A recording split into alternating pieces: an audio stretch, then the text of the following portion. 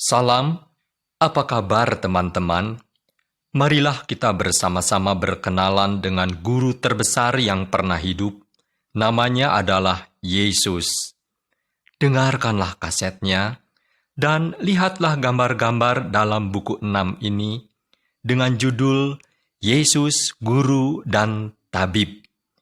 Bukalah halaman berikutnya pada waktu saudara mendengar musik. Nah, marilah kita mulai. Gambar 1. Yesus, Guru kita. Matius pasal 5 ayat pertama. Melalui perjalanan pelajaran berikut ini, kita akan mengenal Yesus Kristus. Ia sedang mengajar orang-orang di sekitarnya tentang Allah, satu-satunya Allah yang benar, yang telah menciptakan kita semua. Yesus datang dari Allah, maka ia mengetahui segala sesuatu tentang Allah. Allah mengasihi semua orang, tetapi semua orang terpisah dari Allah karena dosa, perbuatan jahat yang dilakukan orang-orang. Yesus mengajar orang-orang bagaimana mengenal Allah kembali melalui cerita-cerita. Saudara-saudara, dengarkanlah. Saya akan menceritakan beberapa cerita yang Yesus ajarkan supaya saudara juga dapat mengenal Allah yang benar itu.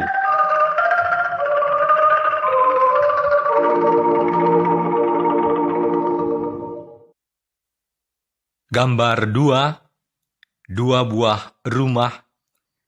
Matius pasal 7 ayat 24 sampai dengan 27. Yesus bercerita tentang dua buah rumah seperti yang kita lihat pada gambar ini. Rumah yang satu dibangun di atas batu sehingga dasarnya kuat. Pada saat diserang badai, rumah itu tidak roboh. Rumah yang satu lagi dibangun di atas pasir. Ketika badai datang, robohlah rumah itu. Lihatlah, rumah itu hanyut dilanda banjir. Yesus berkata bahwa orang yang membangun rumahnya di atas batu adalah orang yang bijaksana. Kita juga harus membangun kehidupan kita di atas dasar yang kuat. Dasar yang kuat untuk kehidupan kita adalah percaya dan taat pada ajaran-ajaran Yesus Kristus. Jika kita mentaati ajaran tentang Allah, maka kehidupan kita tidak dapat dihancurkan oleh iblis. Kita juga dapat tetap kuat meskipun terjadi masalah-masalah dalam kehidupan.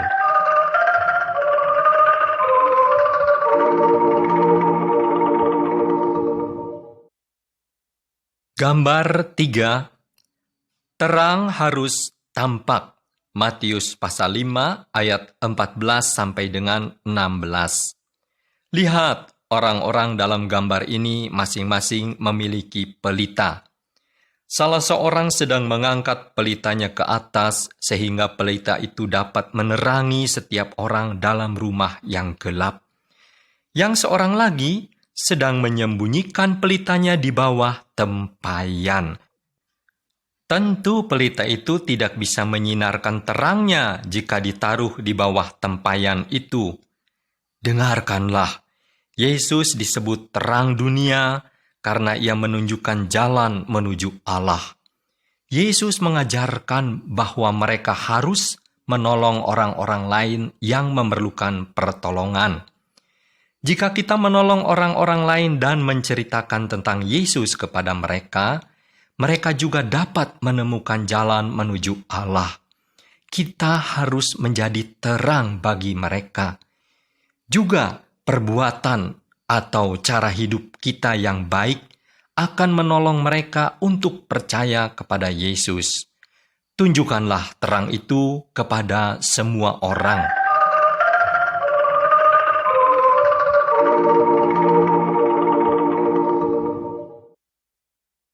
Gambar 4. Balas dendam. Matius pasal 5 ayat 38 sampai dengan 42. Lihatlah, di sini kita melihat seorang prajurit Roma yang kejam sedang memukul seorang Yahudi. Prajurit itu juga telah mencuri jubah orang itu. Apa yang seharusnya dilakukan oleh orang Yahudi itu?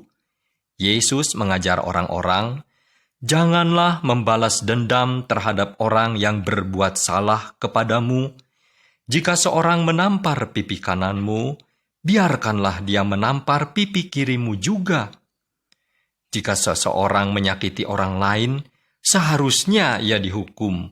Hal ini memang benar, tetapi hanya Allah yang dapat menghakimi siapa yang benar-benar bersalah. Allah akan menghukum semua orang yang bersalah. Ia mungkin menghukum mereka selama ia hidup, atau dengan penghukuman kekal di neraka sesudah kematian. Allah tidak berkenan apabila kita membalas dendam. Kita harus menyerahkannya kepada Allah yang akan menghukum mereka yang berbuat salah kepada kita.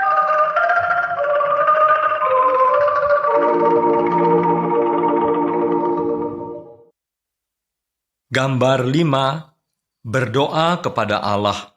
Matius pasal 6 ayat 5 sampai dengan 15. Dalam gambar ini kita melihat dua orang yang sedang berdoa, bercakap-cakap dengan Allah. Yang seorang berdiri di jalan sambil mengulang-ulang doa yang panjang. Ia ingin dilihat dan dipuji orang. Orang ini adalah orang munafik. Allah tidak menjawab doa seperti ini. Yesus berkata bahwa apabila kita berdoa kepada Allah, kita harus masuk ke tempat yang khusus, tersembunyi. Orang yang kedua sedang berdoa di dalam rumahnya, di mana tidak ada orang lain kecuali Allah yang dapat melihat dia. Ia rendah hati dan sungguh-sungguh pada waktu ia berbicara kepada Allah. Allah mendengar dan menjawab doa seperti ini. Kita seharusnya memuji Allah dalam doa. Kita dapat memohon agar Dia menyelamatkan kita dari iblis, dosa, dan yang jahat. Kita juga seharusnya berdoa untuk orang lain dan mohon hal-hal yang kita perlukan kepada Allah.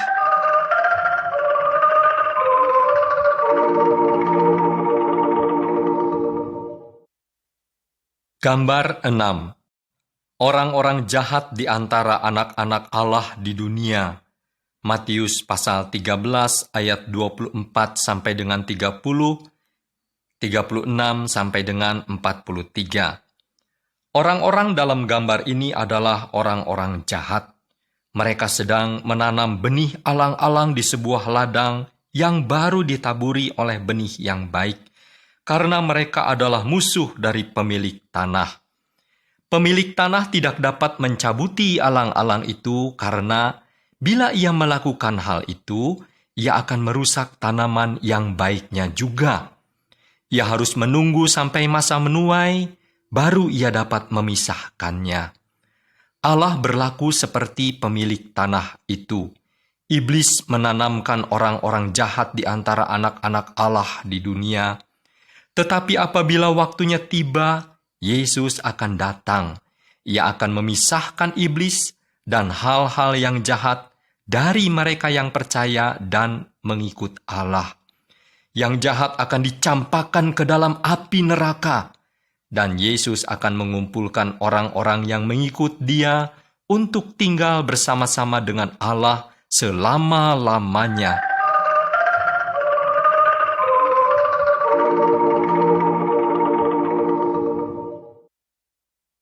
Gambar 7. Anak-anak Allah. Matius 18 ayat 1 sampai dengan 6, 19 ayat 13 sampai dengan 15. Suatu hari beberapa orang membawa anak-anak mereka kepada Yesus. Mereka ingin agar Yesus meletakkan tangan atas anak-anak itu dan berdoa kepada Allah bagi mereka. Murid-murid Yesus mencoba untuk menyuruh anak-anak itu pergi. Yesus tidak senang atas kelakuan pengikut-pengikutnya dan berkata, "Biarkanlah anak-anak itu datang kepadaku dan jangan melarang mereka. Kerajaan Allah adalah milik orang-orang seperti mereka. Kemudian Yesus berkata lagi kepada pengikut-pengikutnya, "Jika kalian tidak berubah dan menjadi seperti atau mempunyai sikap seperti anak-anak itu, kalian tidak akan pernah masuk ke dalam kerajaan Allah. Barang siapa yang merendahkan dirinya seperti seorang anak, dialah yang terbesar dalam kerajaan Allah. Mereka yang sombong dan mengira bahwa mereka adalah orang besar, tidak dapat menjadi pengikut Yesus yang benar."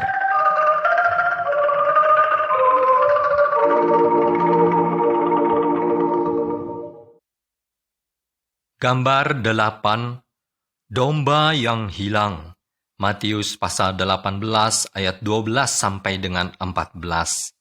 Lihatlah dalam gambar ini, Yesus bercerita tentang domba yang hilang. Sabdanya, "Ada seorang yang memiliki 100 ekor domba, dan salah seekor dombanya itu pergi sendiri meninggalkan kawanannya, dan akhirnya ia tersesat.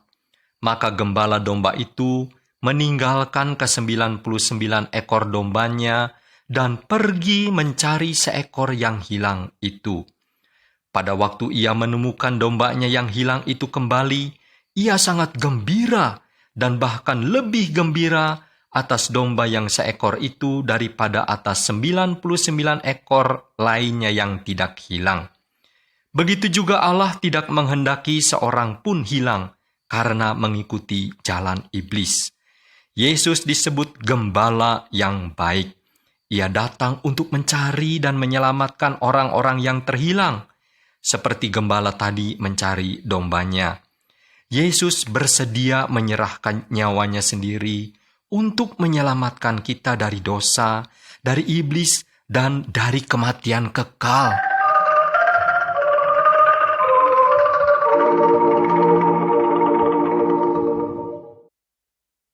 Gambar 9, mengampuni orang lain. Matius pasal 18 ayat 21 sampai dengan 35. Dengarkanlah. Suatu hari seorang raja menemukan bahwa salah seorang hambanya berutang kepadanya dalam jumlah yang besar, jutaan rupiah. Hamba itu tidak akan pernah dapat membayarnya kembali. Maka raja memerintahkan supaya hamba itu beserta keluarganya dijual sebagai budak-budak. Kemudian hamba itu memohon dengan sangat agar raja memberi waktu lagi untuk mengembalikan uangnya itu. Raja merasa kasihan terhadap hamba itu, maka ia mengampuninya dan menghapuskan semua utangnya. Tetapi lihatlah apa yang terjadi dalam gambar ini. Hamba itu keluar dan kemudian ia bertemu dengan orang yang berutang kepadanya dalam jumlah yang kecil sekali.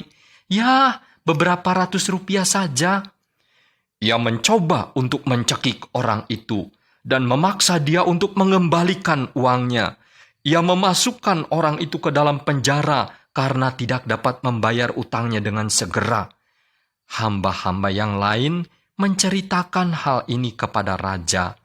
Raja menjadi sangat marah dan lalu ia memasukkan hamba yang jahat itu ke dalam penjara selamanya.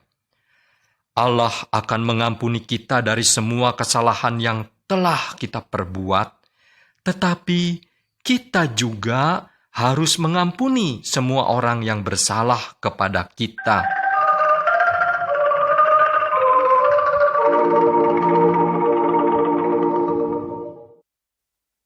Gambar 10.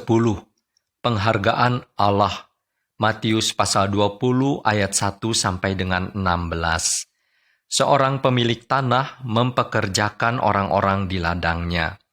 Ia setuju untuk membayar mereka masing-masing 1 uang perak sebagai upah bekerja sehari penuh.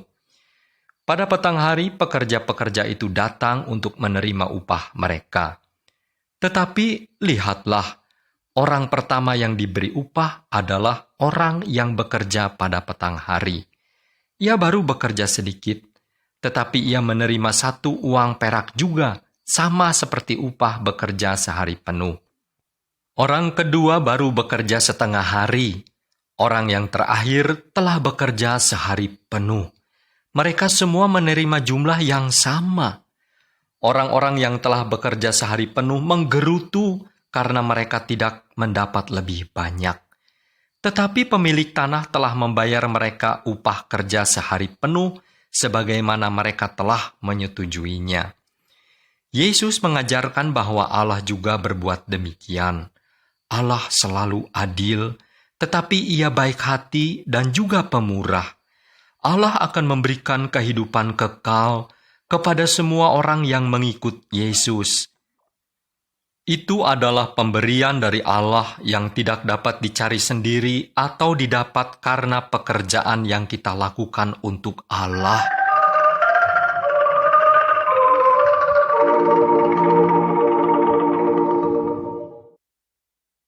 Gambar 11, berjaga-jagalah. Matius pasal 25 ayat 1 sampai dengan 13. Yesus bercerita tentang 10 orang gadis yang sedang menantikan dimulainya suatu pesta pernikahan. 5 di antaranya bijaksana, tetapi 5 orang yang saudara lihat di sini bodoh. Pengantin pria datang pada tengah malam pada waktu yang tidak disangka-sangka. Gadis-gadis yang bijaksana sudah siap menyambutnya. Mereka menyalakan pelita mereka dan masuk bersama-sama dengan pengantin pria ke tempat pesta. Gadis-gadis yang bodoh kehabisan minyak untuk pelita mereka, maka mereka harus pergi dan membeli minyak dahulu. Sementara mereka pergi, pintu ditutup. "Bukakan pintu bagi kami!" teriak mereka. Pengantin pria itu menjawab, "Tidak, aku tidak mengenal kalian."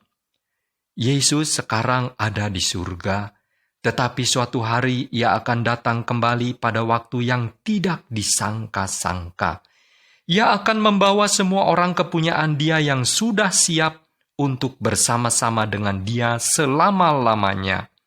Berjaga-jagalah menantikan kedatangannya. Kita tidak mengetahui kapan waktunya.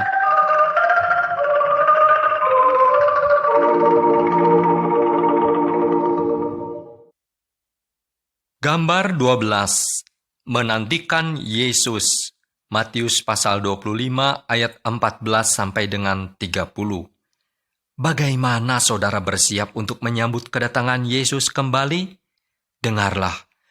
Orang yang penting dan kaya dalam gambar ini baru saja kembali dari suatu perjalanan yang panjang. Sementara ia pergi, hamba-hambanya diberi kepercayaan untuk memakai sebagian dari uangnya. Hamba yang satu mendapat 5 mata uang. Ia pergi berdagang dan memperoleh laba 5 mata uang untuk majikannya. Hamba yang lain mendapat 2 mata uang. Ia mendapat laba 2 mata uang. Pada waktu majikan mereka kembali, mereka mendapat hadiah dari majikan mereka itu. Hamba yang seorang lagi mendapat 1 mata uang. Ia tidak mengusahakannya, tetapi hanya menyembunyikannya. Maka ia tidak mendapat laba dari uangnya itu. Padahal uang tersebut milik majikannya yang dipercayakan kepadanya.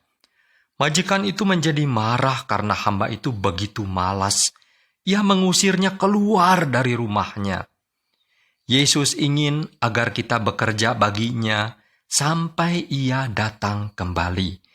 Ia menginginkan agar kita mengasihi dan menolong orang-orang lain dan mengajarkan mereka untuk percaya dan mengikut Yesus.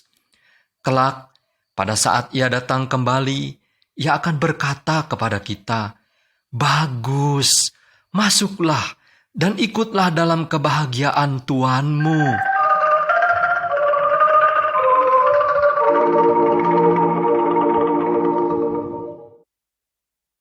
Gambar 13. Yesus dibaptis. Markus pasal 1 ayat 4 sampai dengan 11. Dalam gambar ini kita melihat apa yang terjadi sebelum Yesus mulai mengajar.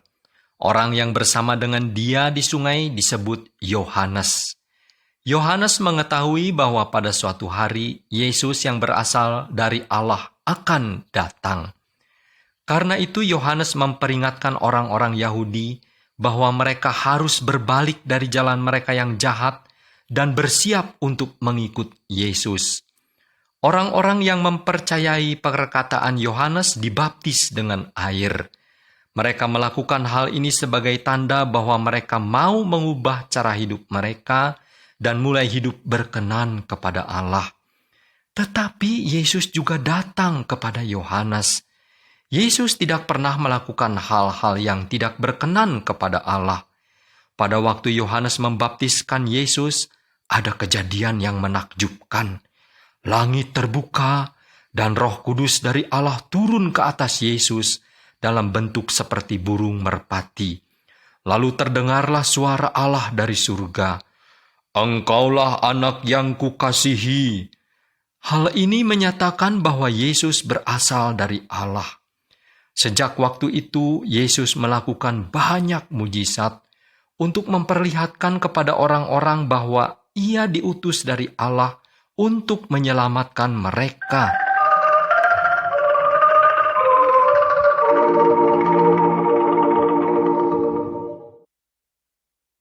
Gambar 14. Yesus memanggil murid-murid. Markus pasal 1 ayat 14 sampai dengan 20. Yesus memerlukan orang-orang untuk menolong Dia. Ia ingin mengajar mereka mengenal Allah, supaya mereka dapat juga mengajarkannya kepada orang-orang lain. Suatu hari sementara Yesus berjalan di tepi danau, Ia melihat orang-orang ini sedang menangkap ikan. Nama mereka adalah Petrus dan Andreas. Yesus berkata kepada mereka, "Mari, ikutlah aku, dan aku akan mengajar kalian menjala orang." Lalu mereka pun segera meninggalkan jala mereka dan mengikut Yesus. Kemudian Yesus memanggil Yakobus dan Yohanes. Mereka juga taat dan mengikut Yesus. Yesus memilih 12 orang dari para pengikutnya untuk dijadikan murid-muridnya. Mereka menyaksikan mujizat-mujizat yang luar biasa yang Ia lakukan. Jika kita taat kepada Yesus dan mengikut Dia, kita juga dapat menjadi murid-murid-Nya.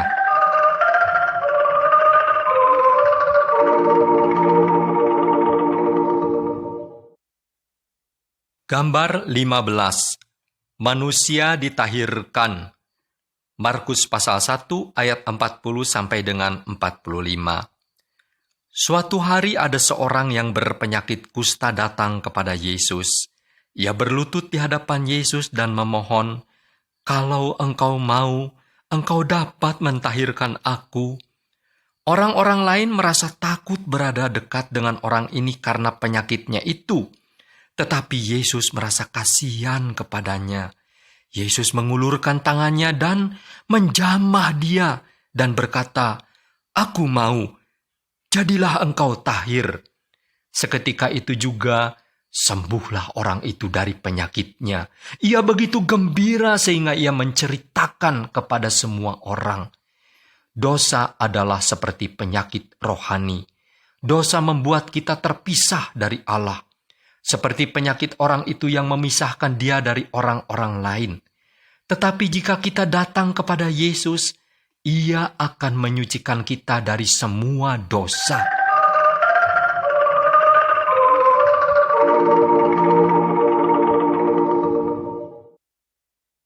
Gambar 16.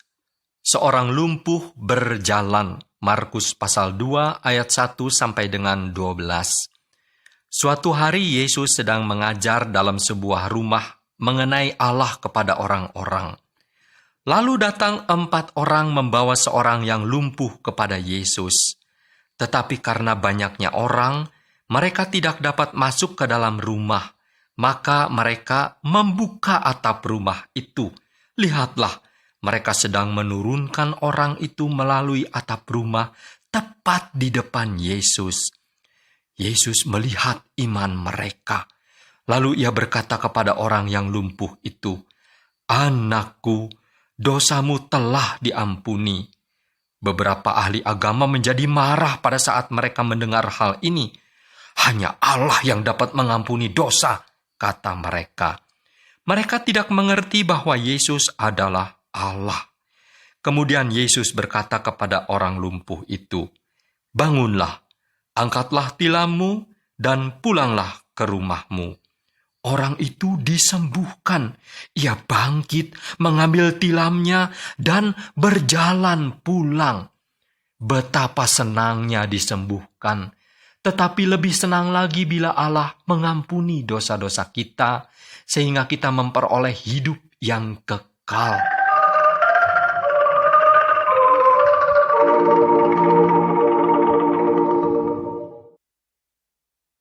Gambar 17.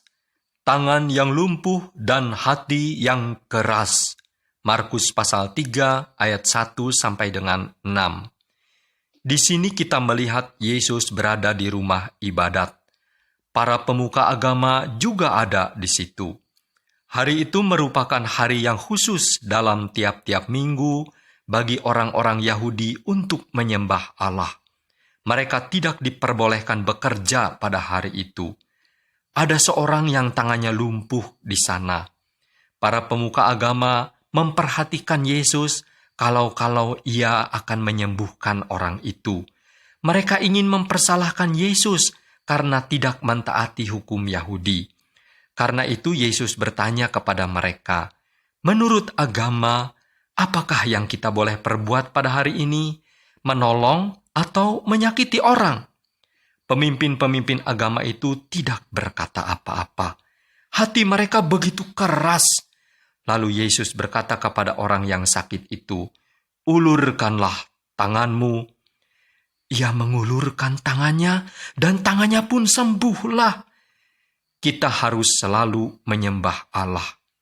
Tetapi Allah berfirman bahwa kita juga harus mengasihi dan memperhatikan orang-orang lain setiap waktu.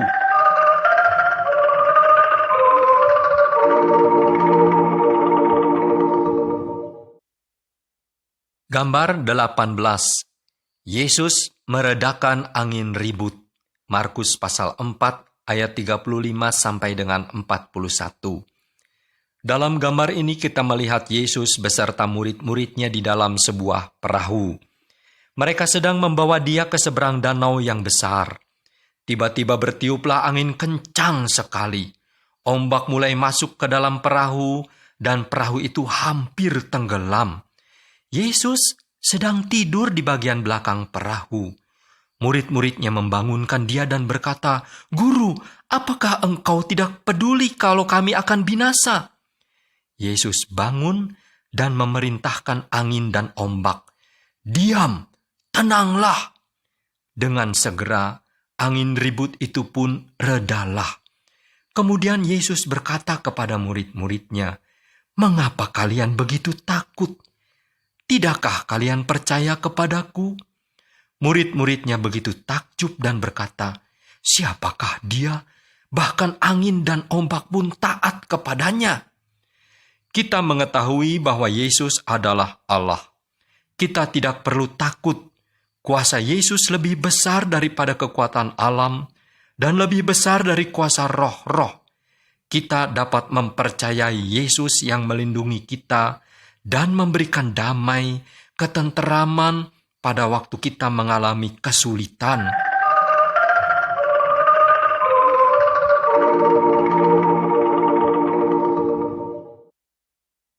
Gambar 19.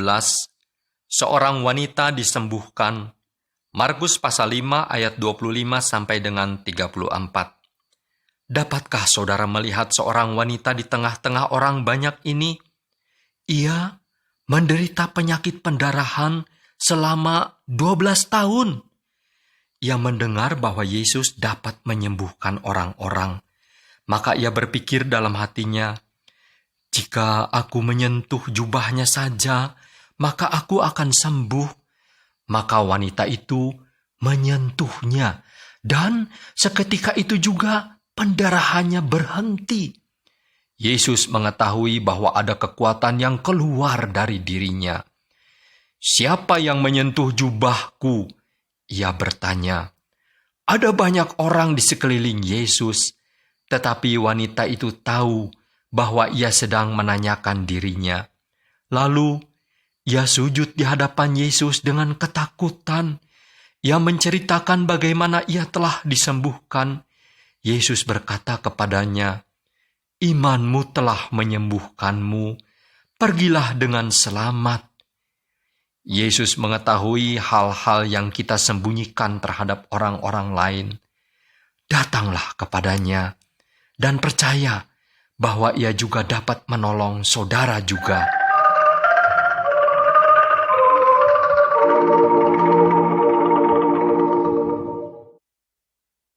Gambar 20. Seorang anak yang mati hidup kembali. Markus pasal 5 ayat 22 sampai dengan 24, 35 sampai dengan 43. Yesus sedang berada dalam perjalanan menuju rumah seorang yang bernama Yairus. Yairus adalah seorang yang sangat penting. Anak perempuannya sedang sakit keras. Tetapi sebelum Yesus tiba, anak itu sudah meninggal. Yesus berkata kepada Yairus, "Jangan takut, tapi percayalah. Tetaplah percaya bahwa aku dapat menyembuhkan anak perempuanmu." Orang-orang di rumahnya itu sedang berduka.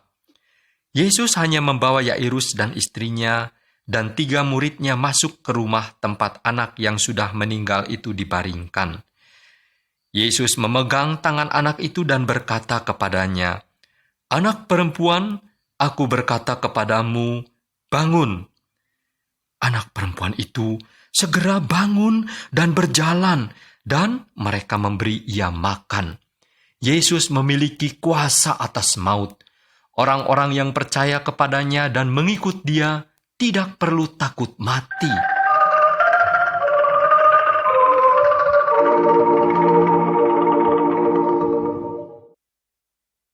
Gambar 21. Iman seorang asing. Markus pasal 7 ayat 24 sampai dengan 30. Suatu hari seorang wanita asing, wanita Kanaan, datang kepada Yesus. Anak perempuannya dirasuk roh jahat. Ia memohon agar Yesus mengusir roh jahat itu. Yesus mengatakan bahwa ia datang terutama untuk menolong orang-orang Yahudi. Ia berkata bahwa jika ia menolong orang-orang asing terlebih dahulu daripada orang-orang Yahudi, itu sama halnya dengan memberi makan anjing dulu sebelum memberi makan anak-anak. Wanita itu berkata kepadanya, "Tetapi anjing-anjing pun mendapat makanan dari sisa-sisa yang dijatuhkan anak-anak dari meja." Maka Yesus menjawab, "Engkau memiliki iman yang besar. Engkau akan mendapat apa yang engkau minta." Lalu ia pulang ke rumahnya dan mendapati bahwa roh jahat itu telah keluar dari tubuh anaknya. Yesus mengasihi orang-orang dari berbagai suku. Ia ingin agar kita menaruh kepercayaan kepadanya dan dibebaskan dari kuasa iblis.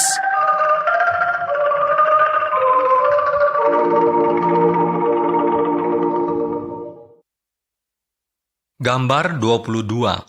Seorang tuli mendengar dan seorang bisu berbicara.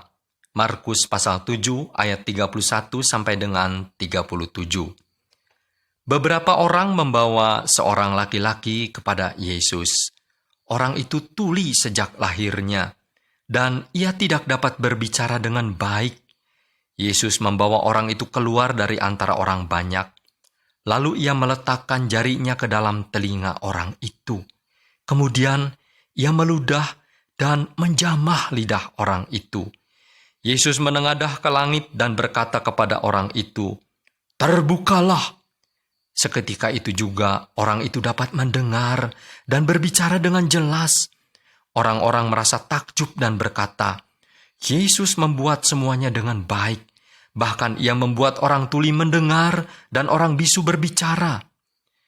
Yesus dapat membuka telinga-telinga kita juga, sehingga kita dapat mendengar dan mengerti firman Allah. Ia dapat memberi kita kata-kata untuk berbicara tentang Allah dan untuk memuji Dia sebagaimana yang seharusnya kita lakukan.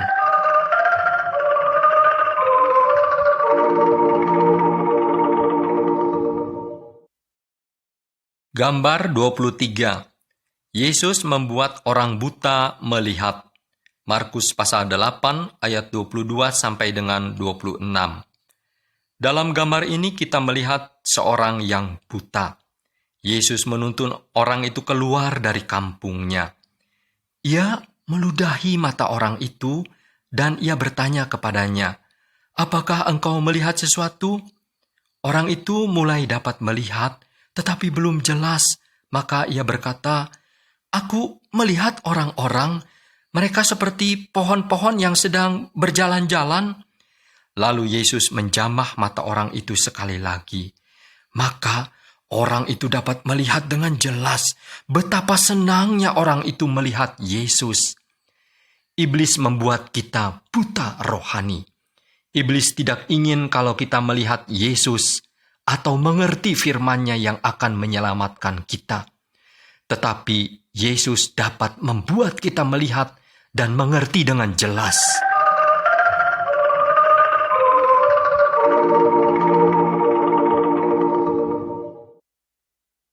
Gambar 24. Kuasa Yesus atas iblis. Markus pasal 9 ayat 14 sampai dengan 31. Seorang laki-laki membawa anaknya kepada murid-murid Yesus. Ia memohon agar mereka mengusir roh jahat yang ada dalam diri anaknya. Tetapi murid-murid tidak dapat melakukan hal itu. Kemudian Yesus datang. Pada waktu roh jahat itu melihat Yesus, roh itu membuat anak itu kejang-kejang. Ia jatuh ke tanah dan berguling-guling dan mulutnya berbusa. Ayahnya mempunyai harapan yang tipis bahwa Yesus dapat menolong anaknya itu. Tetapi Yesus berkata, segala sesuatu mungkin bagi orang yang percaya. Pada waktu orang banyak mulai datang berkerumun, Yesus berkata kepada roh jahat itu, "Keluarlah daripadanya, dan jangan sekali-kali masuk lagi ke dalamnya." Roh itu berteriak dan keluar dari anak itu. Tidak lama sesudah hal ini terjadi, pemimpin-pemimpin Yahudi membunuh Yesus. Tetapi pada saat itulah Yesus melakukan mukjizat yang paling besar. Ia bangkit dari kematian. Ia mengalahkan iblis dan maut selamanya. Ia lebih besar dari segala roh dan dewa-dewa di dunia ini. Dan ia memiliki kuasa yang jauh melebihi semuanya. Karena Yesus adalah satu-satunya Allah yang benar.